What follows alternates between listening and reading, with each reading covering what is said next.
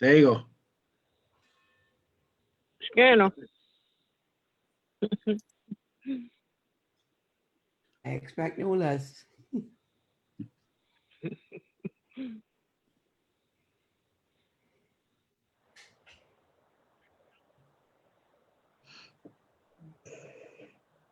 Okay, we are live on Facebook. I'm going to welcome the community at this time. What I'm going to do is I'm going to give 1 or 2 more minutes for folks to join and folks to get connected in, and then we'll look to begin. So we are live, and give us 1 or 2 minutes. Just want to make sure everyone that had committed to joining is joining, and that folks can also join online. So give us a minute.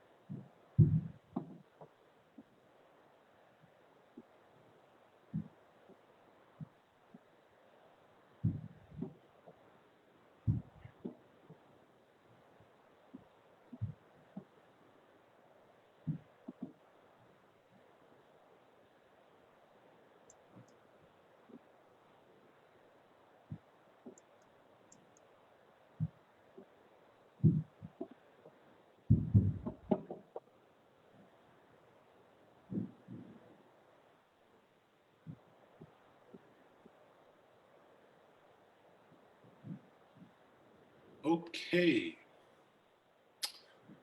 First of all, I'd like to welcome community members that have joined us via Facebook Live as we look to do one of our first of this 2021 year community update on global solutions and Six Nations land rights. Over the course of the next 2 hours, we will be taking you through a presentation on the global solution, a presentation that is also available on our website, sixnations.ca, and it's under land claims, and it's the first bullet indicated there called Global Solutions. I'd like to introduce myself. My name is Councillor Nathan Wright, and I have been asked to chair this session this evening with you. I have my colleagues on the Zoom with me, and we certainly welcome the community members that have joined us via Facebook. Before we get started, I do want to acknowledge and send the deepest condolences to the community and the family of Ken Hill. As we know, this tragic loss, we learned of it yesterday morning, and we are a community in mourning.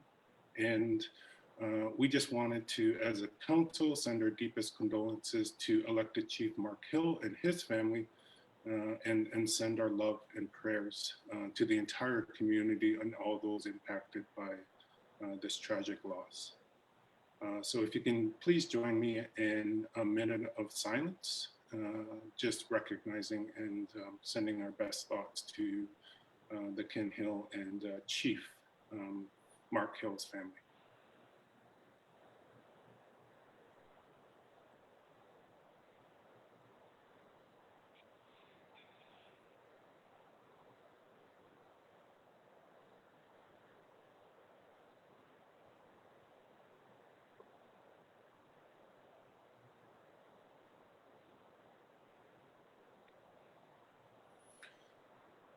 Yeah, we'll go up for that. So at this time, before I get into the introductions, I just want to go forward and do some housekeeping aspects. As I mentioned, if you can't view the presentation, which we are sharing, it's also available on the website, sixnations.ca, under the land claims section. So we encourage community members to go and download it there as well. And also, we are encouraging community members to utilize the chat feature in the Facebook Live platform. What we will be doing is we have staff here that is monitoring that chat feature, and they will be transmitting the questions to our Zoom.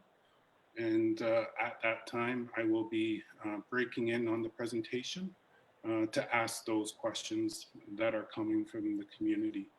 So we do encourage community members to utilize the chat feature on the Facebook platform, and we will get to as many of those questions as we possibly can going forward. And I also do want to note that we are scheduled to go from 6 till 8 p.m. this evening. There are a number of slides, and what I'll do at this time is I will turn it over to Lonnie Bomberry, our Director of Lands and Resources. He will introduce his team and also introduce our presenter for this evening. So Lonnie, if you can take it away. Hello, thank you, Nathan. Yeah, so this, what we're going to be presenting, what Phil Montour is going to be presenting to you tonight is really a culmination of all the years of work that has gone into presenting the global solutions. It started back in 1975 when the research began on our land rights issues that was undertaken by Phil back then. And over that period of time, much effort, much research, much organizing of the issues have been done by the Lands Research Office and later on by the Lands and Resources Department. So it is kind of like a continuing presentation. This is the most latest update version that we have, and so it works hand in hand with the litigation that we have against Canada and Ontario, where all these land right issues are being explored. And we're saying that the lands that were taken were done unlawfully, illegally. And we're saying that where the lands that were surrendered, supposedly, we say they were not surrendered according to law, and which we obtained some funds for that was misappropriated by the Crown. Those monies, most of the monies that we did receive. So it's a two-pronged approach, but in order for that to proceed, we first had to do the undertaking was the research, and that's what was done, and that's as I said, that was started initially by Phil, and it's been carried on since that time now, since 1975. So it's the Global Solutions is a culmination of that, and Bill, who's our land rights consultant now. He has the years of experience on working on the claims, And this creation of that we know as a global solutions is predominantly as a result of his efforts, and he can explain it better than anybody. And so with that, Phil, you could take it away. As I said, you've been at this since 1975. Okay, well, Sego everyone. Thank you, Lonnie and Nathan and the rest of the Six Nations Council. It was time for an update to the community because the last time we did an update was in August 18th and 19th. We had 2 days at the community hall, and our basically agenda was the items that you see from that is laid down. And we had quite in-length discussions and support of the community at the time to move forward. So the principles was our land's not for sale. We want to get out from under the Indian Act. We must be economically viable now and into the future. We want to be able to coexist with our neighbors. And we are a people with unique languages, cultures, and history that must be maintained. Through all of this history, we have a very proud history that we really, truly want the rest of Canada and the world to learn about us. Because the way Canada has, well, actually the way the records were kept is that most of the information, if not, was kept away from us on our land rights. And we believe we must create a future for our posterity, very much like the wording of the Haldeman Deed, the Haldeman Treaty is that we're granted this land 6 miles deep on each side of the river, Grand River, beginning at Lake Erie and extended the proportion to the head of the river, which them and their posterity are to enjoy forever. Those are very key words, and those are things that we focused on to live by. So what the council was doing in 2010 up to that point, we were developing a Six Nation process. We eventually want to select negotiators and establish a negotiating team to assist.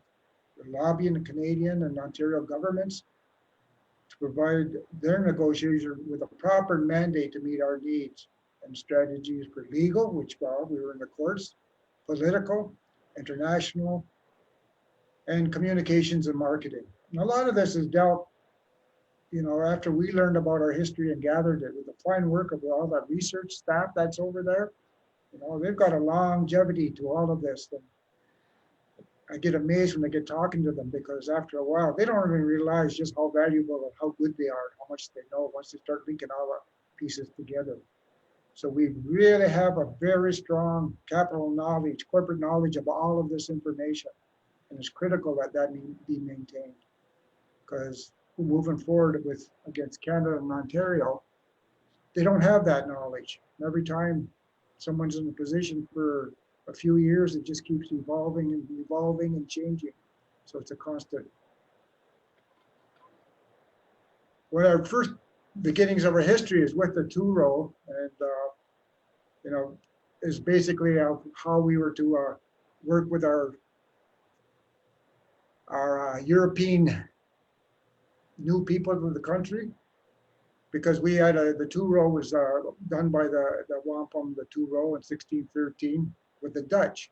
And in 1664, the British, they were actually quite jealous of our relationship we had with the Dutch and how we were treating each other, how they were going to treat us as nations. And of course, I think everybody knows the history of the two-row from Six Nations is that they were not to govern or try to drive our vessel, our canoe, and we were not going to get in their vessel and drive there. They were supposed to respect our laws, and we were supposed to respect theirs. So as time went on, and it was based on peace and friendship and respect. Throughout this area, throughout greater part of southern Ontario, that was a lot of our hunting grounds, and we had conquered it. We got caught up in the beaver trade, having been allies of Great Britain.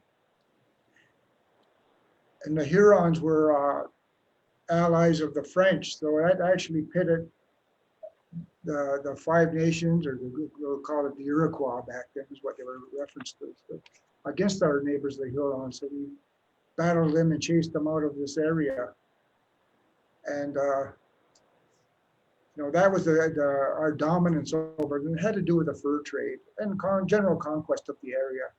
And within this area were also Iroquois the Neutral and the Eries were absorbed into the 5 nations as our brethren with similar languages and cultures. After our conquest of the Hurons in this part of southern Ontario, we entered into a treaty known as the Nanpan Treaty, or the Fort Albany Treaty.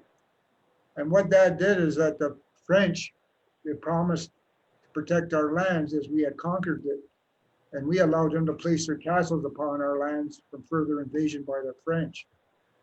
So the reality is that it was under protection by Great Britain. They were supposed to protect our lands and resources. Of course, following through this time period, we had our dish with one spoon treaty with our brother and sister of the other nations out there to share these lands accordingly and respect it as we move forward. And through the American Revolution, as we were allies of Great Britain, we sided with Great Britain, but that also brought about a bit of a split throughout the Confederacy, because true to the word is that this war was not our war. It was between the British and the revolutionaries in the Americas. However, as Joseph Brant, who was a military leader, he was not a chief, condoled chief. He was a military leader, and he basically had pointed out, although it is not our war, we are allies with Great Britain, we treated with them, and when they need help, we must come to their assistance. All that put aside, it is still on our lands that they're fighting on. So when the Treaty of Paris was signed, a border was established, the Canada-US border as we know it today. And the 6 nations felt very betrayed that, and actually the words that were presented to Brigadier General Alan McCrane is that the 6 nations, from the surmises they have heard of the boundaries, look upon our conduct to them as treacherous and cruel. They told me they never could believe that our king could pretend to cede to America with what was not his own to give. That they were faithful allies of the King of England, but not his subjects. So it was we felt betrayed when the Treaty of Paris was signed. And of course, Sir Johnson, the Superintendent General of Indian Affairs, he promised that, all treaties and the lands established by the Fort Stanwix Treaty would be honored. Wow, those are pretty shallow words. But to make up for the losses is that Haldimand promised 6 miles deep on each side of the Grand River, which is known as the Haldimand Treaty, Haldimand Deed as we know it today, which them and the 5 nations were to enjoy forever. So what they actually did was establish the meets and bounds description within our Fort Albany or beaver hunting ground lands that we had already treated for and had taken by conquest. So, it was a laid out area that, although it was our lands, it was actually a very unique gift, because we were supposed to be nowhere hold that land no less than what we held previously to the American Revolution lands that were in the US side. So the ownership of the title of this Haldimand Treaty, it's very unique. The only one similar to that would be the one that Tyendinaga, where Chief Deseranto negotiated his area, is that we were going to hold them as absolute title holders. Very different than the way other natives hold their territories in Canada today. So this was a draw from the 2010 when we did our first Global Solutions printout, but it hasn't changed. You got 6 miles on either side of the Grand River, beginning at Lake Erie and extending all the way up to the northern boundary, which is actually around Highway 10 up north. But what's left up here is this little portion today, less than 5% of the lands and territories in southern Ontario. And this is what the research is all about. How did we end up with less than 5% of the lands that were promised us? And this is what we started working on in 1975 and collecting documents from the National Archives of Canada, Ontario Archives, British Museums, New York State Records, Newberry Library in Chicago. They got a great Iroquois collection. And private people were coming forward and presenting us materials, as well as other scholars throughout. So all of these years, we were gaining allies to help support us on this, to find the truth, what Canada was hiding from us. But right from the original, up at the source of the Grand River, it was cut off near Fergus. So the line was drawn from Fergus. So out of that area, as promised, being the source of the Grand River, there's approximately 275,000 acres. That land that is, I guess under a comparison, would be still a treaty land entitlement. Now here's where the problems begin. And it's just through the passage of time, and yes, it should have been promised. And it was promised. And in fact, when Joseph Brant brought this up to the king, he basically said that it was explained that, you know, we cannot diminish the promise made to the 6 nations, the 5 nations cannot be diminished unless it's by their approval. We certainly never approved of it being diminished. So there's an outstanding of 275,000 acres. Now that's a large chunk of land in southern Ontario. And with the passage of time, those lands have all have gone into third-party hands. So the people that bought these lands know nothing about this history, know nothing about the underlying promise to us, the 6 Nations people. How do we move forward and resolve this? Those are the challenges we're faced with. And now the southern area, there were life leases, Mohawk deed lands or conditional life leases. And these people who moved in had married into the 5 nations, the Nellis Tract, the Young Tract, Huff Tract, Boxtator Tracts. Now these were lands that were granted to them, not granted, leased to them, excuse me, for as long as they lived. And the wordings of these deeds were never to be granted to anyone else whomsoever. Those are written right in the actual grants, deeds drawn up by today the government of Canada. You got to keep in mind, we weren't the readers or the writers, so we're going by actually using the government's own documents. And this is where it gets interesting. How can you deny that these are the facts when it's their own documents? But through the passage of time, the Crown issued Crown letters patents to individuals. There was no surrender for sale. Free grants were given. There was never payments made to these. There's no showing of these being going to the 6 Nations Trust accounts. So again, the question is, how did this happen, Canada? How did you allow this to happen? Why did you do this? Now there's actually 4 blocks of land. There's actually 6 blocks of land, blocks 1, 2, 3, and 4. I'll deal with those right now. And one's at blocks 4 near Fergus, and block 5 and 6 are near around Dunnville. Block 4 is the northern part near Fergus, up the northern Fergus, Ontario. In November 1796, Joseph Brant was given power of attorney to nominate purchasers for the lands.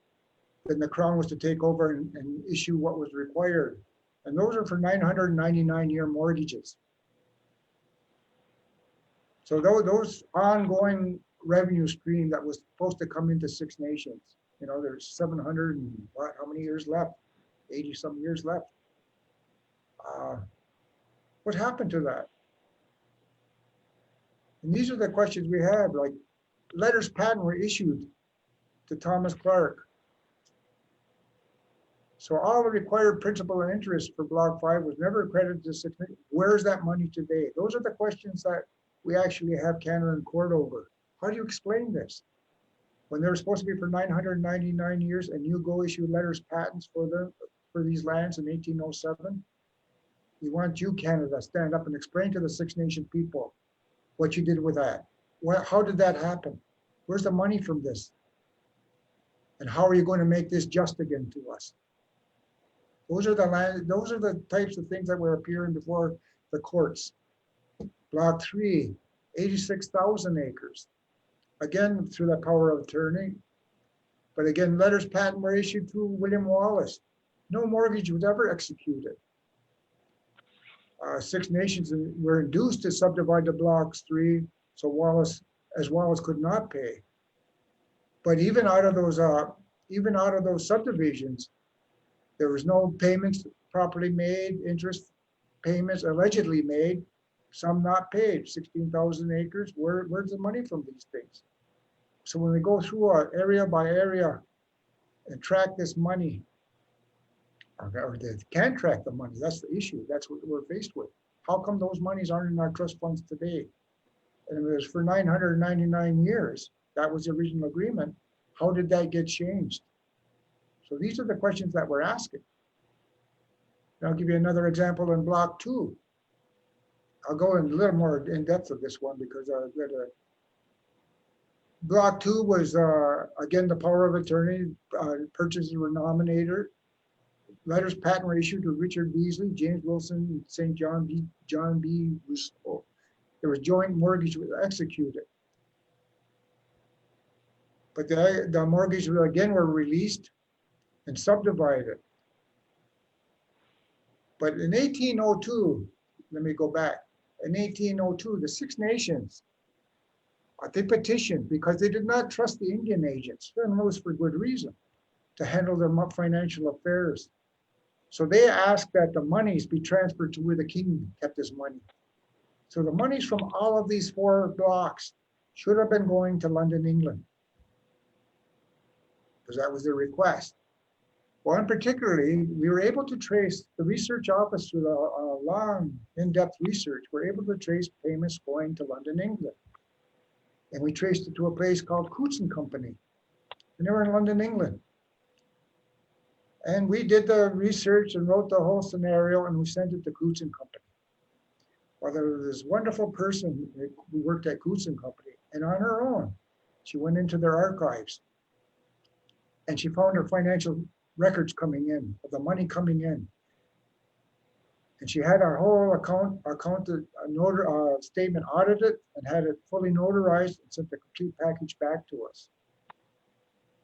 And that was in the 1980s. So we used that, and what we learned is that that money came back from Coots and Company in the 1855s for block number 2. And when it came back, it just went into investments in the provincial debentures. Six Nations never got returns on those lands. Okay, where is the rest of that money from the 1855s? Those are the type of questions that we're asking Canada. You stand up and you tell the Six Nations people, why is there no more money? What did you do with that money that came from Coots and Company? We have other tracks, other traces that have gone on. Some went to the Bank of Scotland. Unfortunately, when we tried to contact the Bank of Scotland, we didn't get the same reception we got at Coots and Company. So we still may have money there. Who knows? But that's not, shouldn't be our job. That should be Canada to stand up and track that money down, and what they can account for, make it whole again.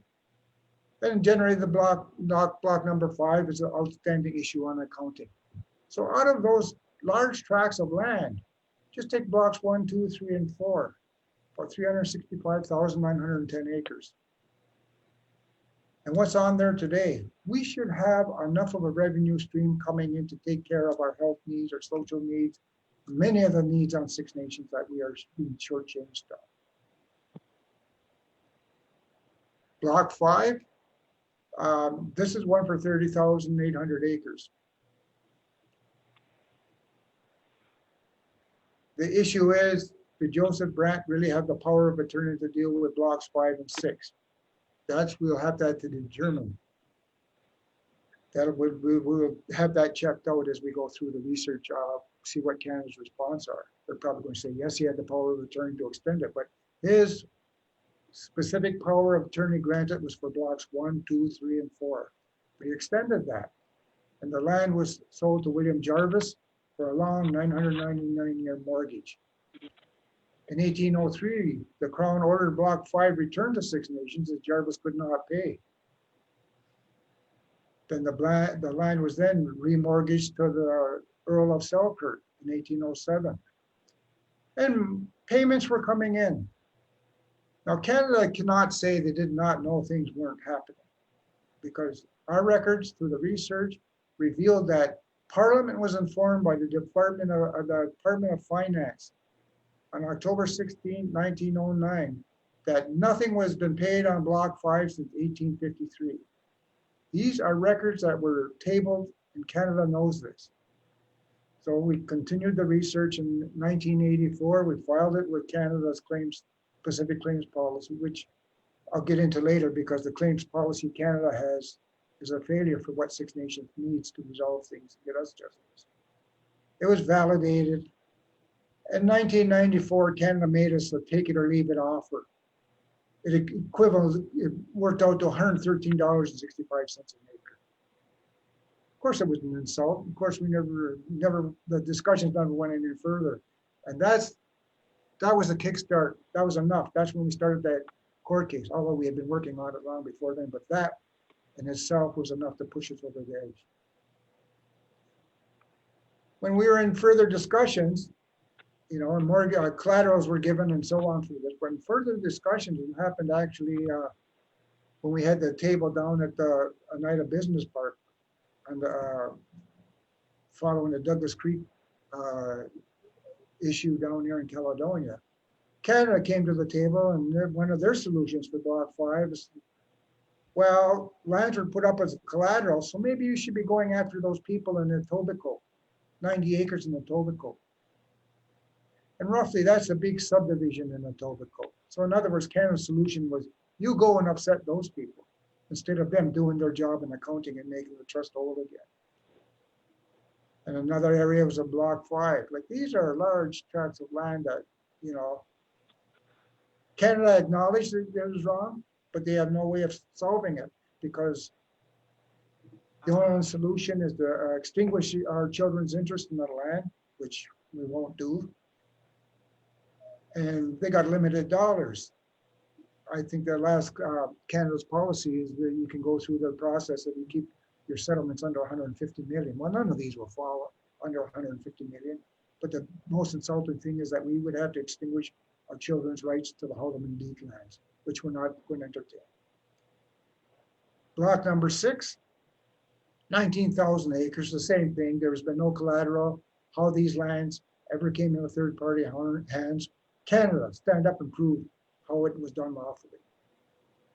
Another area is the Welland Canal. You're Dunnville, Ontario. I know one of them, when we were discussing last week, someone wanted to know where these specific lands were. Well, it's actually in a booklet that has been in the council hands for all the years. We try to keep that Global Solutions booklet, but they're all mapped. But the Welland Canal, in 1824, a statute was passed to make the Welland Canal, and part of that allowed for the damming of the Grand River at Dunnville, and a feeder dam was made, and the Welland Canal feeder dam waterway was actually installed along that way. Now you can see the remnants of that today. Mind you, it's all just cattails and growing in. But what it did is it raised the water level and flooded our lands, because in 1824, these were still Six Nations lands. And part of the legislation is that the owners of the lands would be paid for it and damaged for anything that would happen. Well, Six Nations being the owners, we never got paid for it. And roughly 2,500 acres were flooded. And it went up almost to Cayuga. So it's quite a stretch of land on both sides of the Grand River. So we went through the process and filed the claims. And yes, that's true. That's the facts. Roughly 2,500 acres were flooded. So Canada made us a $3 million offer, but then they later withdrew it. And when the Douglas Creek discussions were on, we were talking about maybe this could be one of the ones to resolve. Canada offered, one of the counter discussions was that, that should be worth $25 million, and Canada offered $26 million, but then they actually they never went anywhere. It wasn't allowed, because once you bring this forward and compound it, actually, people were speaking on the term when they brought up the 25 million figure, because it's far more than that when you loss of use and 2,500 acres of riverfront lands. So that we have, Innisville and Hawkesbury. There's Six Nations, and way up near Barrie, Ontario, we've got 900 acres, and up outside of downstream from Ottawa,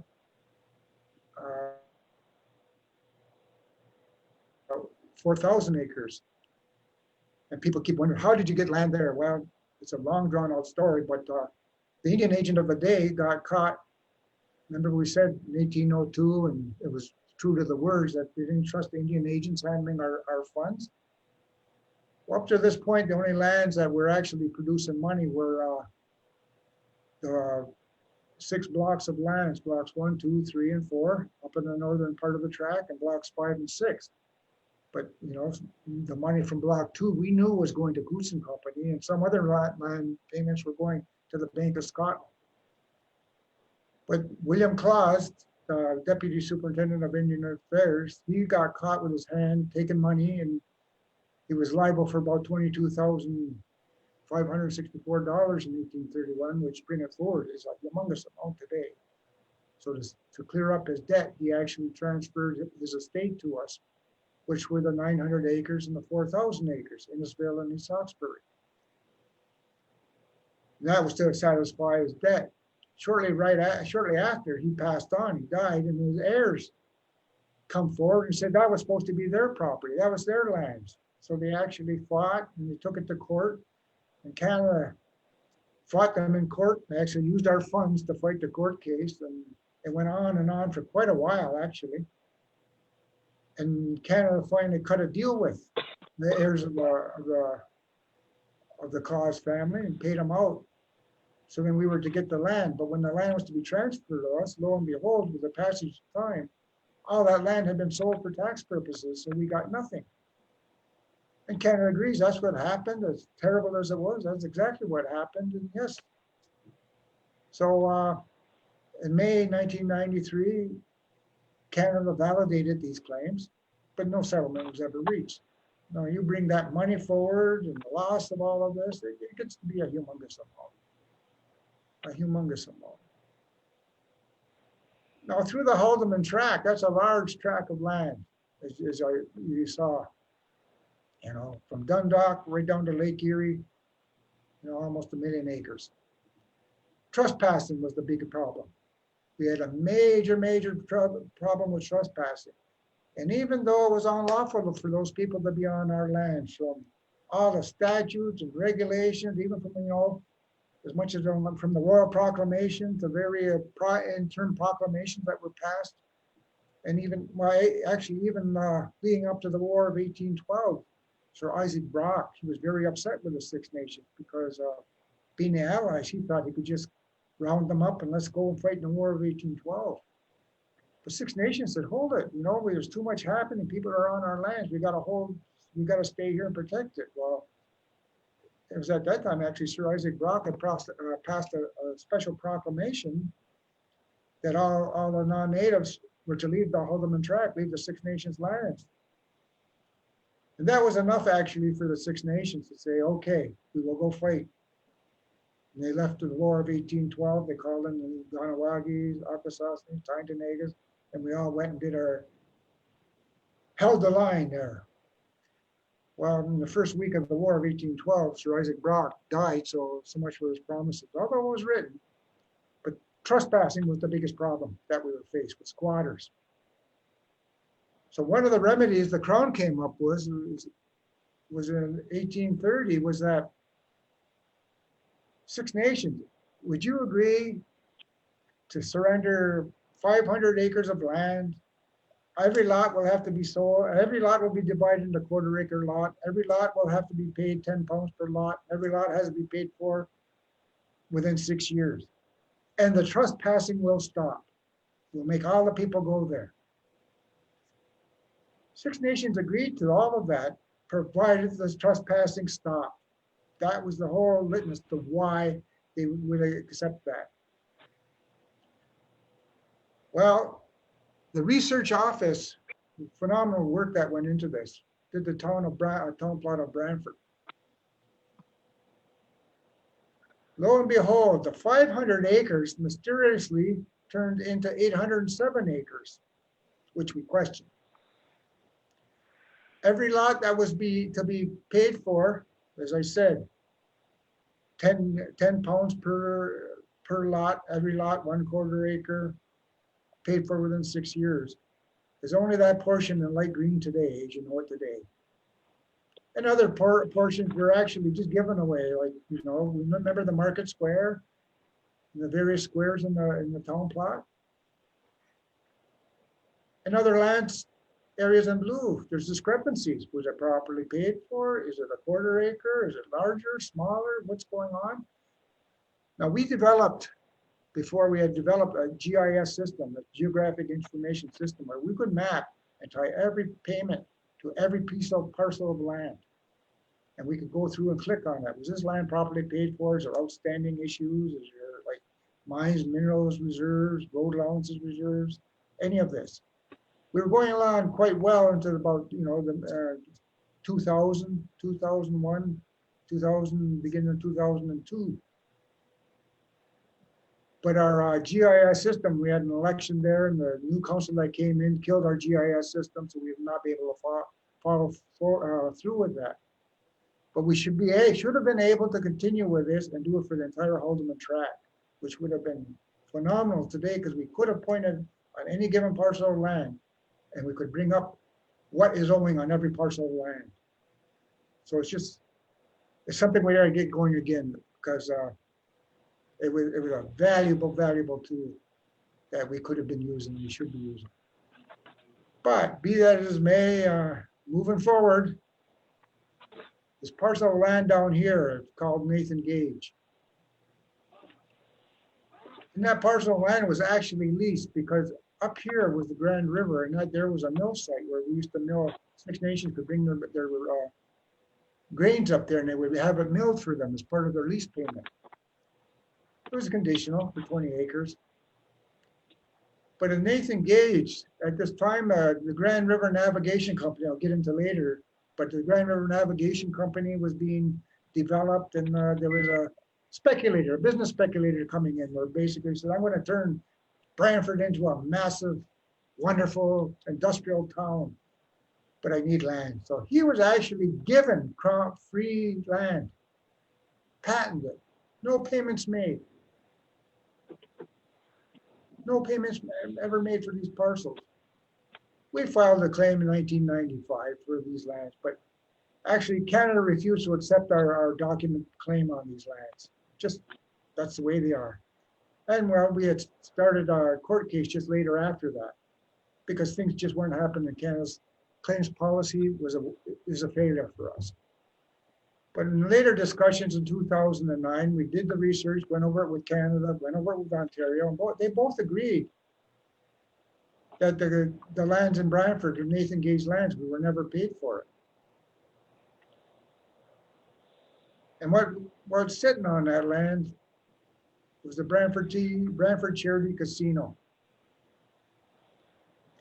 So the Ontario Lottery Corporation made billions off of this land, on this casino site on land that is not theirs.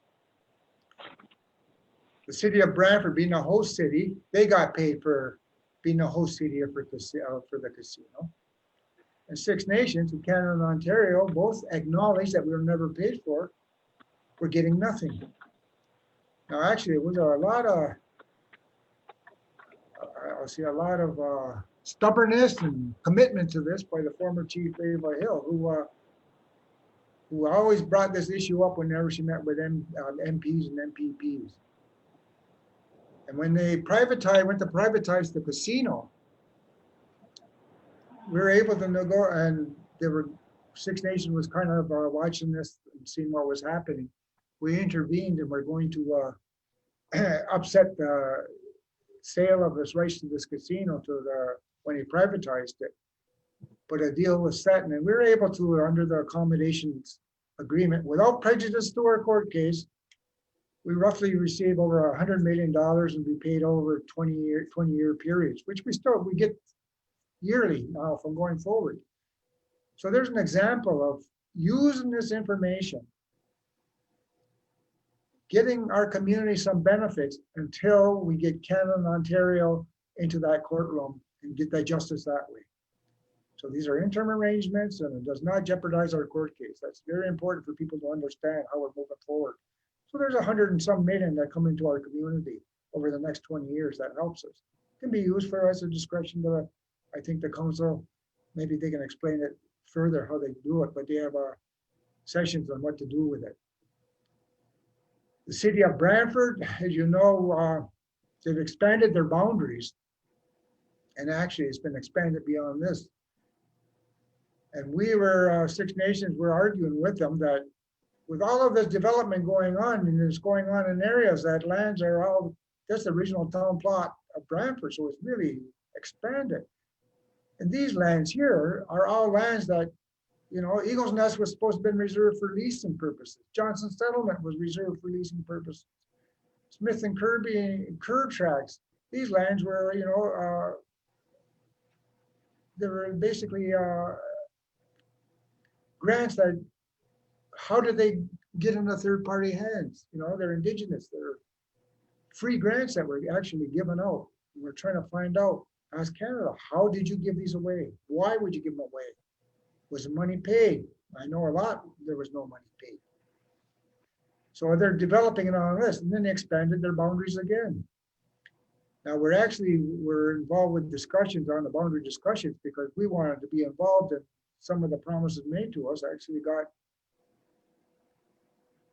got me yelled at a couple of times with the city of Brantford, but we're trying to get through this.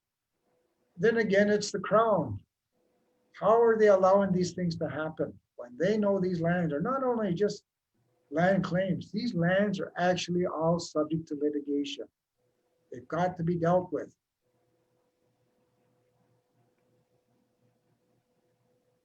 Again, Brantford Township, the squatting had not stopped.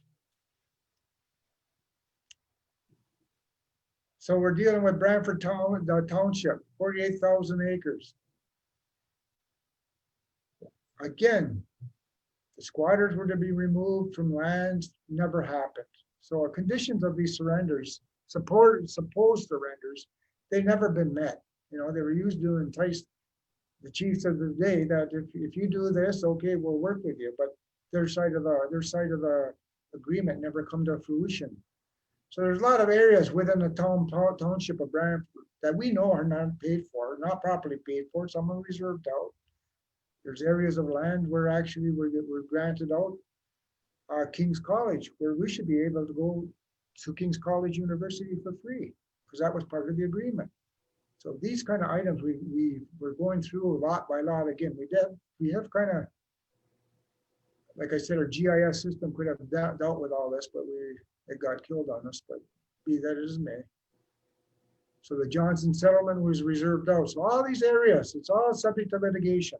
What happened? That's what we're standing up and asking the Crown, Canada and Ontario. North Cuga lands, 1831, there was a purported surrender entrusted the Crown that land would be sold for a road. The Talbot Road, Highway 3 as you know it today. But within that agreement, it was to lay out 2 miles on each back from the river.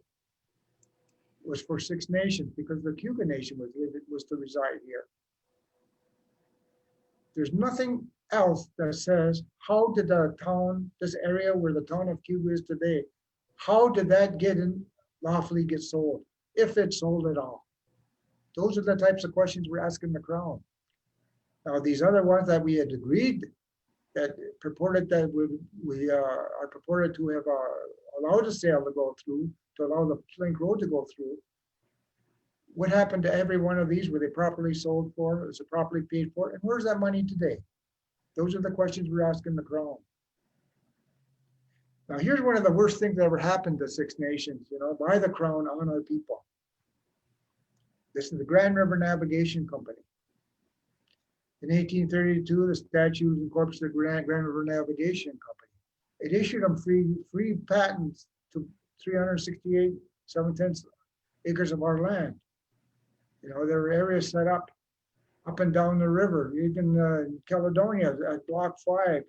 There's that old mill site set well across on the south side of the river. The white building, that was the old mill at Block 5. Across there was another, was a sawmill. The grist mill was on the south side, the sawmill was on the north side. And that they were actually the Block 5 for the Grand River Navigation Company. But these lands out of Brantford, actually this map is where we're dealing, taking on Brantford. So there's a towpath goes all around Eagles Nest Track.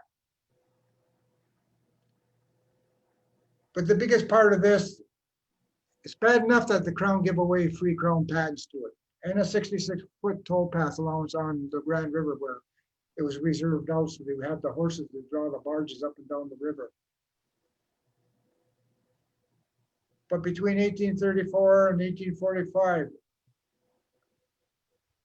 that time period, there was no money allocated to do the work, to make to dredge the river and build the dams and locks and everything to make the Grand River navigable. So they're going to take it from the works of the Welland Canal, which lands were flooded and we never got paid for, all the way up to Brantford. It could have went as far as Gulf. However, going from the works of the Welland Canal forward, they went, financially, they were in ruins. So the only bank in town was Six Nations. So they were taking the funds from our lands and pumping it into the navigation company to pay for their structures all along the river. We didn't know that was going on. In fact, we did oppose it when we did learn of it. And that is, you know, how did they do that? They made the Indian agent the president of the company, and he had direct access to land sales money. And in fact, this is where I can't back it up with written proof, but my contention is that they were actually taking and scheming to sell our land just to finance this pig of a navigation company that was taking all of our money. So we actually it did go to court. It did go to the court. Six Nations hired a person named A.G. Chisholm from London, Ontario, and he had the backbone to go to court and represent us. But it was in 1927, Canada passed legislation forbidding us from freely hiring lawyers. So, and that stayed in effect up until the 1950s, 1952. So every obstacle for us to get justice was laid down. But it did end up going to the court system. And I guess later on you can ask Lonnie about, because there was a case that came up called the Miller case where it was decided, but the issue was not decided before Confederation. So those are still open to the courts, but it's going to come out in our trust fund accounting with Canada on the overall humongous situation here. But this is a big bankroll that Canada will have a hard time to really truly give us justice on this. Lands in South Cuba. Like I said, the lands, Huff Track, life leases, the Dockstader Track, life leases, they're never to be sold. Now, again, there's a purported surrender number 38, that the land would be sold for Six Nations. Now, I just give you an example of where our money was going, people. You know, it was a scheme to sell all of our land to finance the navigation company and other works, So we go through this a lot by lot, even if the surrender is valid, which we're not agreeing to, even if the surrender was valid, if you go through a lot by lot, how was it properly paid for? If it was properly paid for, did that money in fact go into our trust funds? If it went into our trust funds, was it in fact used for the Six Nations? Those are the tracking of all of this. And this applies to all of the purported surrenders that are out there. It's a long story. It's a long accounting. It's a long tracking and tracing. You know, generally, it's something we can, the research office over there can counter if Six Nations shows us that things were done properly. If they claim it was done properly, we can certainly prove them otherwise. The Hamilton Port over Plank Road, well, this is a, a hotbed with Caledonia there. The Hamilton Port over Plank Road itself, which is Highway 6 today, was a road because this part of Southern Ontario was blocked from that part of Southern Ontario by the Haldeman track. People couldn't go from point A to point B across there. So it was the crown of the day, passed legislation, I believe in 1820 to put the 1828 to put the build the Hamilton Port over Plank Road. Now that road was built, but also part of the requirements is that the owners of the land should have been paid. Well, people on that side got paid, people on this side got paid, but the Six Nations were never paid. And we brought this up at the table today. We asked, how did that road not get paid for? How is it there? Why is it there today? So we're questioning that. And there's the ones we questioned in two discussions when we had Douglas Creek discussions. And we're still questioning it, and we're going to question it before the courts. So once, oh, excuse me, what did I do? Oh, whatever. So once the road got through, then people wanted to live along this. Six Nations opposed it. They did not want people, settlers there. They did not want the town of Caledonia built. But because of the works at dam number 5, the mills, this became a kind of a staging area for people. So they thought they would want a town of Caledonia built. We did not want it. After pressure and pressure and pressure, the chiefs of the day actually agreed to allow it to be leased half a mile back on each side of the Plank Road. And it was leased, 21-year leases, 7-year renewals. Leases were actually given, but then it was just turned around and sold. And we're asking, how did that happen? We asked that in 2006, 2008. And I think Canada's only response was, well, although there may not be a lawful surrender, we believe you intended to surrender it. Or you don't go anywhere in court with that, but that was their answer to us. So we should be actually getting our continued revenue stream from these lands. So those are the questions that come up. Canada, how do you prove that? Never mind these little Mickey Mouse discussion tables that you're trying to defend things. Unless you've got a solution on remedies, real remedies, talking promises that aren't fulfilling us to us or meet our needs, that's not going to get us anywhere. Caledonia, the town plot of Caledonia.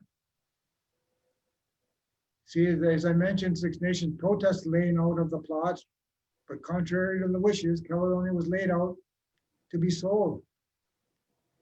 And in 2008, Canada acknowledged Six Nations do not benefit from all the town plot, from all the lands. There's no surrender. Although Canada does say we probably intended to surrender, we don't have the documented surrender. Was it properly paid for, every lot, individual lot or not? So we went through on a lot by lot basis, just like we did up in Brantford, and a lot of that land's never been paid for properly. Now this is now town plot of Caledonia's gotten much bigger, of course. So that's the kind of in-depth work and the quality of research you have in Lonnie's office over there. They're phenomenal what they can do. And it's an endurance test, and they've proved themselves.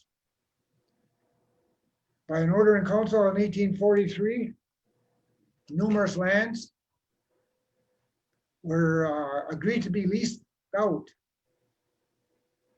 Johnson Settlement, 7,000 acres was to be leased. Eagles Nest Tract, 1,800 acres. Oxbow Bend, 1,200 acres. The Oxbow Bend and the Martin's Tract, 1,500 acres. Those lands alone, those are great leased lands that for us should have a revenue stream. What happened, Canada? How come it got sold? Those are the key questions. Birch Tract, this was to be reserved for Six Nations future use. And that was to be reserved for us. 1844 to 1848, we repeatedly reserved the Birch Tract for our own use. out of any discussions. In 1989, we filed the claim, we did all the documentation, put it forward, but we never got a response on this. In May 2007, Canada put the birch track in settlement discussions with Six Nations. But it's just part of the land deal that they turned the birch farm, just a small part, just a very small part of the actual birch track over to Six Nations. But you know, if there is no surrender for those lands, it should still be ours today. Excuse me.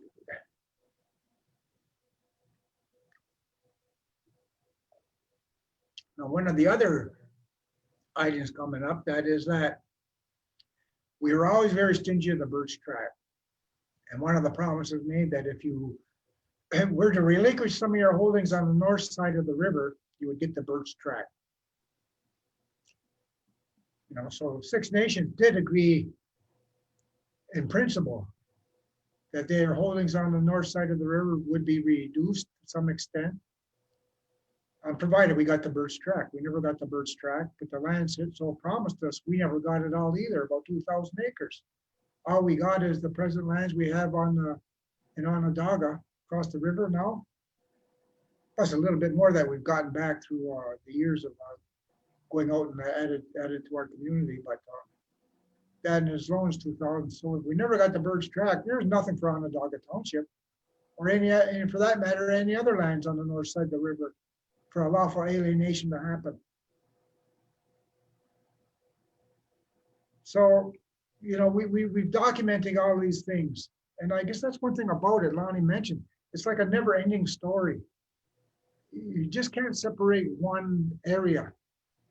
Because if you were to look at this and say, well, yeah, okay, you never got that, big deal. But it's conditional upon the birch tract. And why is the birch tract? Because there were squatters on that land. We wanted the squatters removed. In fact, in history, they Six Nations agreed to pay out of our trust funds to move the squatters out, which they did. And we still never got the land. So it's just been an ongoing aggravation where the Crown has not fulfilled its duty or the promises for these lands to come back to Six Nations for us to hold more than we have today. Because that's, like we said, all we've got is the reserve as you know it today, really, with the exception of other lands that the Six Nations Council has gotten back. Ordnance Reserve, Dunn Township, 75 acres. At the mouth of Lake Erie, there's Dunnville, and at the mouth of Lake Erie, during the War of 1812, the ships used to come in up here and hide in the river off the Great Lakes. And there was a military base that was set up here. Actually, it was a military base, and it would protect the lands down there. The Six Nations, being great patriotics of the war, and of course they were fighting the War of 1812, they agreed that they could use that. It's very much set up like the Ipperwash situation. For as long as the war is there, we can use it for those purposes. But you know, War of 1812 is long gone. There's been no more wars here for a while. So those lands should have come back to us. But instead, 3 letters patents were issued between 1917 and 1940. So we documented this and filed a claim in 1989, but we never got it. It never went through the process. It's documented. That's the best thing we can say about it. But actually, there was a small parcel of land down there where the lighthouse was. And actually, we still hold that possession down there. And I think it was in, maybe Lonnie can chirp in, I can't remember the years, but in the 1990s, we went down there and staked it out because the town of Dunnville was going to try and sell it. And we intervened and we stopped the sale of it. And we notified Canada, and Canada intervened. So then Dunnville, in their great wisdom, was going to sell it for $1. So we intervened and went out and took possession of it and stopped the sale of it completely. So we still hold that parcel. But it should be 75 acres, not just this little lighthouse site, because that was still under the federal domain. So there's a whole, not everybody knows if you've been down to Port Maitland now, it's all like cottages. So those are the type of lands that are at issue. Oh, I better get moving on here. Sherbrooke Township, another area set aside, no payments made, but it was going to be used for us to fight our legal battles with. But as we all know, we couldn't hire lawyers to carry it forward. This gets to be an interesting area. Block 1, you do the legal survey, it comes up one north of Gore of Dumfries. Oh, I'm the wrong way. The legal survey leaves the Gore of Dumfries on the north end, does not include them lands. And the Brantford Township purported surrender to stop the squatters goes along that boundary. So from a survey point of view, when you do the meets and bounds and lay it out and map it, there is nothing that allows for the legal alienation of these lands to occur. And these lands, we know aren't Six Nations lands today, although they should be, but we have very interesting, we got farms up there, we got the town of Paris, and there's a lot of third parties up there. How do we get around this? This is the challenge that we're faced with people. How are we going to resolve this? Because there's third party interests up there, and the Crown's going to protect them. Now, this is one of the last public notices that were made with the squatters trying to move every Six Nations out to the south side. That lands on the south side of the Grand River between the townships of Brantford and Dunn, exclusively purported use of the Six Nations, were going to be reserved for us. And all persons are hereby required to remove. So in other words, we're supposed to have all the lands in Birch, because the original Brantford Township, the boundary of that went along down Mount Pleasant Road. It is not Brantford Township that comes down here as we do it today. How did that happen? We don't know. And the promise is made that the Birch was supposed to be returned to us anyway. So we're supposed to get them from Birch all the way down to Dunn Township. And that includes all the lands on the south side. And as we know, we only have maybe a quarter of that today. This is the public notice by the Governor General, order squatters off our lands because it was supposed to be the Six Nations lands. Now, keep in mind, as I said before, these records are all kept by Canada and Ontario. They're the government's records, and we went through their trust funds. We're using their records to show where our money was misappropriated, misdirected, where it went. Now, these are just examples. There's far more examples than this. But we know monies were invested in the Upper Canada Bank stock. $800 in 1820. Bring that forward. 1834. Government debts. Why are we paying for the government debts? Churches. Cuba Bridge Company. Again, government debts. Country war loss debts. In 1845 and 1847. We weren't actively involved in any wars.